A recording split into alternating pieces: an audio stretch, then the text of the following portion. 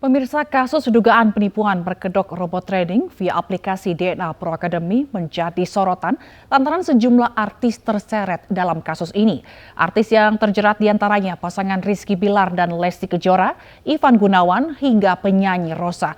Mereka menerima uang miliaran rupiah dan mengembalikannya.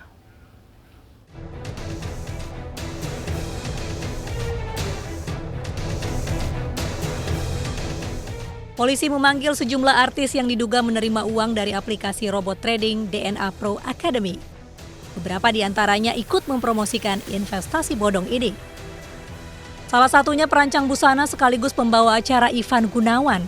Dalam pemeriksaan yang dilakukan pada Kamis pekan lalu, Igun mengaku menerima uang 921 juta rupiah yang ia dapat dari kerjasamanya dengan DNA Pro.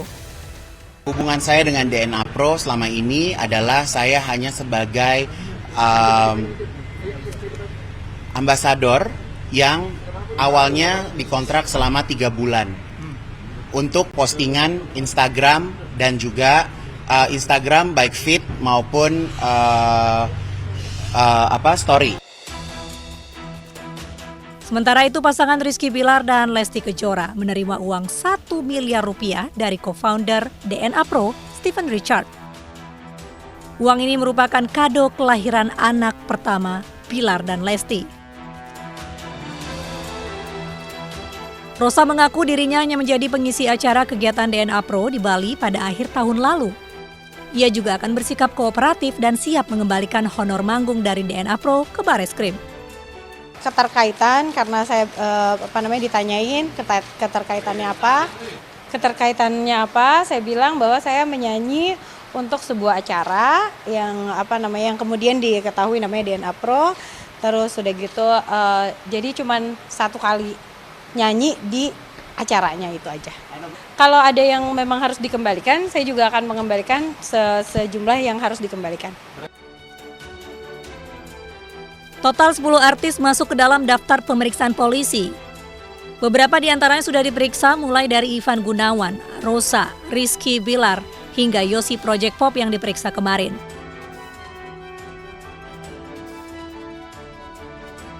Sementara penyanyi Elo yang tidak hadir pada pemeriksaan sebelumnya dijadwalkan ulang pada 28 April mendatang bersamaan dengan pemeriksaan Pilih Saputra. Dan untuk Choky Sitohang, Firza dan DJ Una baru akan diperiksa minggu depan. Dari Jakarta, Tim Liputan iNews melaporkan. Dalam kasus penipuan berkedok investasi DNA Pro, 7 dari 12 tersangka berhasil ditangkap. 3 orang lainnya masih buron dan diduga melarikan diri ke Turki. Sementara itu, total kerugian korban investasi DNA Pro ini mencapai 97 miliar rupiah dan kemungkinan akan terus bertambah.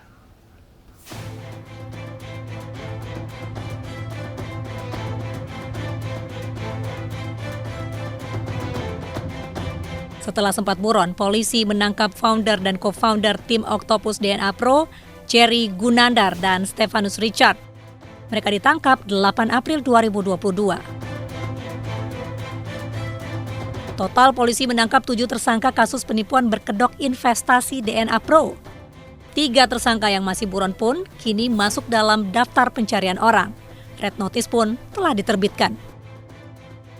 Terkait penerbitan Red Notice oleh penyidik sudah dilakukan dengan melakukan pengiriman surat ke Div Ubinter Polri untuk dimintakan penerbitannya ke Interpol. Adapun surat permintaan juga dilengkapi dengan data perlintasan dari Dirjen Imigrasi bahwa ketiga tersangka DPO, yaitu inisialnya DJ, kemudian DA, dan FE yang diduga bepergian keluar Indonesia. Penyidik juga telah melakukan aset tracing dengan melakukan follow of money berupa analisa rekening-rekening yang mencurigakan dan juga melakukan pemeriksaan saksi dan pemeriksaan tambahan para tersangka untuk melengkapi berkas.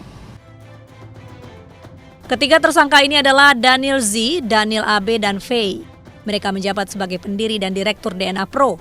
Dugaan sementara ketiganya melarikan diri ke Turki setelah sebelumnya sempat terlihat di Bali.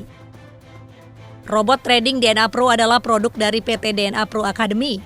DNA Pro menggunakan sistem penjualan langsung dengan skema piramida atau Ponzi. Member diharuskan untuk merekrut anggota baru. Keuntungan pun diperoleh dari jumlah transaksi yang dilakukan oleh member baru. Namun, perusahaan terkesan mempersulit penarikan uang anggota yang untung besar. Skema ini menjadi salah satu modus investasi bodong dengan menawarkan keuntungan yang besar dalam waktu singkat. Janji manis keuntungan besar hingga merekrut selebriti papan atas untuk promosi mampu menarik minat masyarakat. Hasilnya, total anggota investasi DNA Pro mencapai ribuan orang. Jumlah investasi masing-masing anggotanya mencapai ratusan juta rupiah. Anggota DNA Pro pun baru menyadari investasi bodong ini setelah mereka kesulitan saat menarik dana investasi. Korban pun akhirnya membentuk perkumpulan untuk memperjuangkan dana investasi mereka. Melalui perkumpulan ini, korban melaporkan investasi bodong DNA Pro ke polisi. Ketika ingin ditarik itu melalui aplikasi itu ternyata tidak bisa, aplikasinya tidak aktif dan error.